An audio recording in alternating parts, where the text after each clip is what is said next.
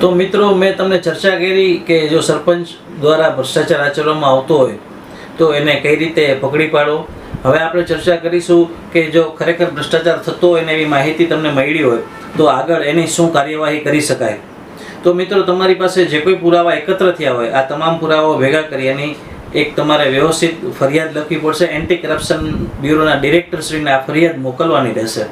Anti corruption બ્યુરોના ડિરેક્ટરશ્રીની office છે એ અમદાવાદ ખાતે આવેલી છે, જેનું એડ્રેસ છે એ સ્ક્રીન ઉપર રિફ્લેક્ટ થશે, આપ નોંધી લેશો.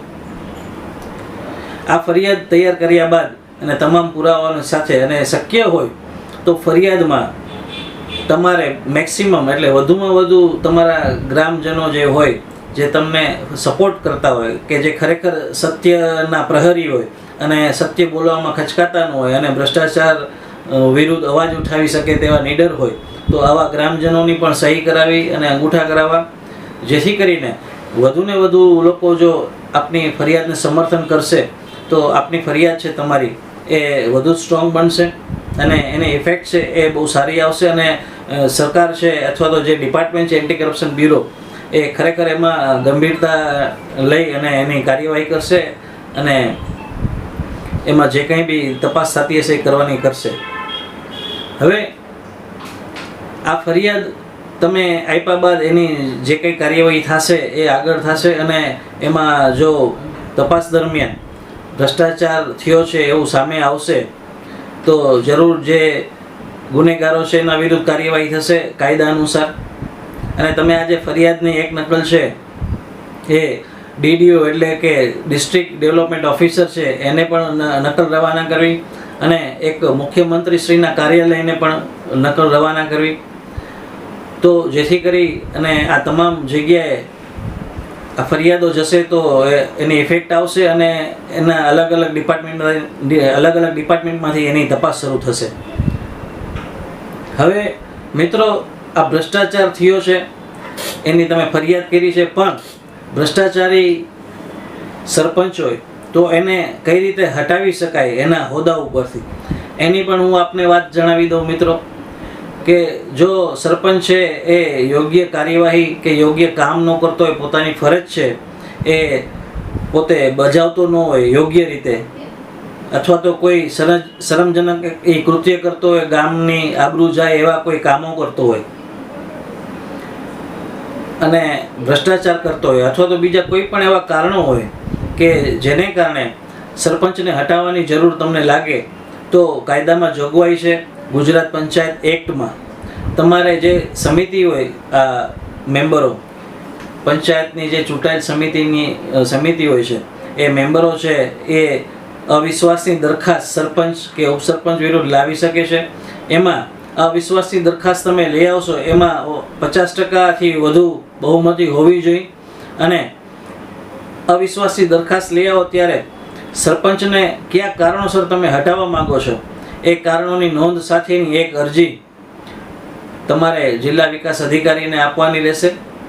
એટલે જિલ્લા વિકાસ અધિકારી છે એ એમાં કાર્યવાહી કરશે અને 30 દિવસની અંદર એ બેઠક બોલાવશે અને એ બેઠકમાં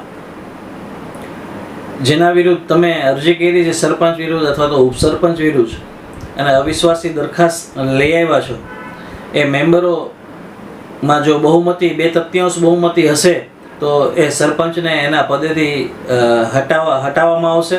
જિલ્લા વિકાસ અધિકારી છે અથવા તો તાલુકા વિકાસ અધિકારી છે એમને સત્તા છે એ આવા સરપંચને હટાવી શકે છે અને ત્યારબાદ જ્યાં સુધી ફેર ચૂંટણી ન થાય ત્યાં સુધી જિલ્લા વિકાસ અધિકારી છે અથવા તો તાલુકા વિકાસ અધિકારી છે એ સરપંચની તમામ ફરજો બજાવશે. આવી કાયદામાં જોગવાઈ છે. તો મિત્રો આપણે આજે ચર્ચા કરી કે તમારા ગામમાં ખરેખર જો સરપંચ છે એ યોગ્ય રીતે કામ ન કરતો હોય, ભ્રષ્ટાચાર કરતો હોય, જનતાના કામ ન થતા હોય, ગામના કામ ન થતા હોય તો એનો ભ્રષ્ટાચાર કઈ રીતે પકડવો અને એની ફરિયાદ ક્યાં કરવી અને ફરિયાદ કર્યા પછી પણ એને હટાવવો હોય તો શું કાયદામાં જોગવાઈ છે એની આપણે ચર્ચા કરી.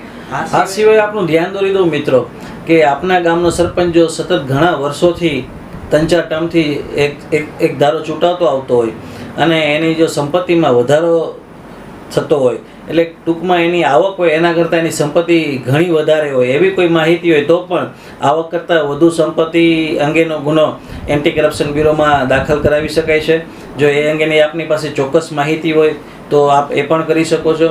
અને જો સરપંચ પાસે કોઈ બેનામી સંપત્તિઓ ઘણી બધી ભેગી થઈ ગઈ હોય આ એના કાર્યકાળ દરમિયાન અને એવી કોઈ માહિતી હોય તો પણ આપ એન્ફોર્સમેન્ટ ડિરેક્ટરેટ એટલે ઈડીને ફરિયાદ કરી શકો છો. ઈડીનું સરનામું છે એ હમણાં સ્ક્રીન ઉપર રિફ્લેક્ટ થશે, આપ નોંધી લેશો. ઈડીમાં પણ મની લોન્ડરિંગ એક્ટ હેઠળ આવા સરપંચ વિરુદ્ધ ફરિયાદ કરી શકાય છે. તો મિત્રો, ભ્રષ્ટાચારી સરપંચને કઈ રીતે સજા અપાવવી, કઈ રીતે જેલ ભોગવો કરવો એની મેં ટૂંકી રૂપરેખા આપને સમજાવી, તેમજ ભ્રષ્ટાચારી સરપંચને એના પદ ઉપરથી કઈ રીતે હટાવવો એની પણ મેં ટૂંકી રૂપરેખા આપને સમજાવી. હું આશા રાખું છું કે આ વિડીયો આપને ખૂબ જ ઉપયોગી થશે. અને જો આપ આ મારો વિડીયો પ્રથમ વખત જોતા હો તો સબસ્ક્રાઈબ કરવાનું અને લાઈક કરવાનું ભૂલશો નહીં. તેમજ જાહેર જનતાના હિતમાં આ વિડીયો છે એ તમારા ગ્રુપમાં શેર કરજો, જેથી કરીને ગામે ગામ બીજા લોકોને પણ ખ્યાલ આવે કે જો ભ્રષ્ટાચાર સરપંચ કરતો હોય કે સમિતિ છે યોગ્ય રીતે કામ ન કરતી હોય તો એના વિરુદ્ધ કઈ રીતે પગલાં લઈ શકાય, આ બધાને કઈ રીતે સીધા દોર કરી શકાય. બીજું, જેમ જેમ જાગૃતિ લોકોમાં આવશે, કાયદા પ્રત્યે લોકોમાં વધુને વધુ જાગૃતિ આવશે તો લોકો વધુને વધુ આવા ભ્રષ્ટાચાર વિરુદ્ધ અવાજ ઉઠાવી શકશે, મજબૂતાઈથી લડત કરી શકશે જો લોકો કાયદાના જાણકાર હશે તો મિત્રો, તમારા કોઈ સજેશનો હોય તો આપ મને મેલ પણ કરી શકો છો અને મને કોમેન્ટ બોક્સમાં પણ લખી શકો છો. હું પ્રયત્ન કરીશ કે આપના જ પ્રશ્નોનો યોગ્ય પ્રત્યુત્તર સંતોષકારક જવાબ આપી શકું.